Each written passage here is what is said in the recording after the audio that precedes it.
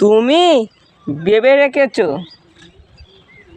বিবাহের প্রথম দিন কিভাবে কাটাবে, দ্বিতীয় দিন কিভাবে পার করবে, তৃতীয় দিন কিভাবে পার করবে?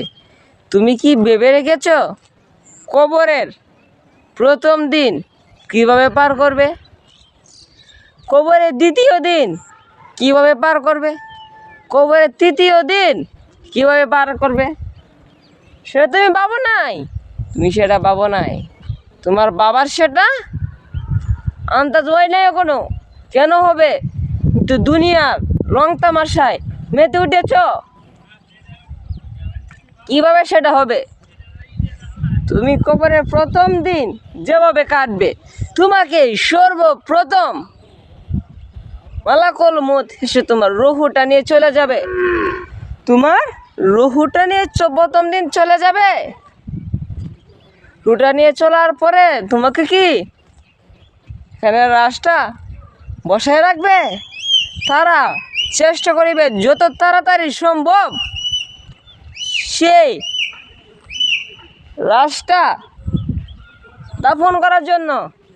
সকলেই চেষ্টা করিবে, কি করিবে না, সকলেই চেষ্টা করিবে তাড়াতাড়ি দাফন করার জন্য, কবর দেওয়ার জন্য।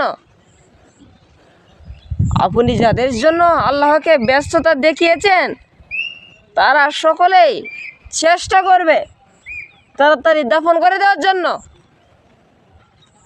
কারণ আপনি কাদের জন্য করবেন?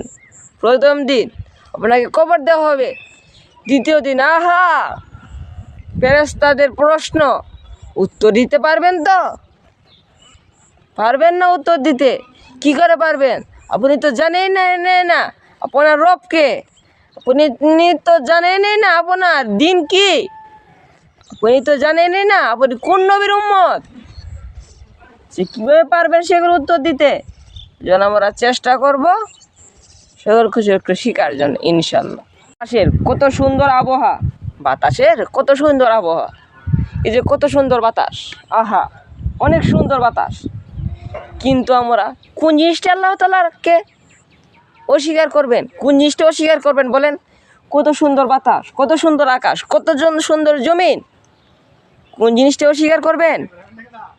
আর আপনাকে যে সৃষ্টি করেছে সেটা কি অস্বীকার করতে পারবেন? আপনি কি শুধু হয়ে গেছেন পৃথিবীতে শুধু হয়ে বড় হয়ে গেছেন?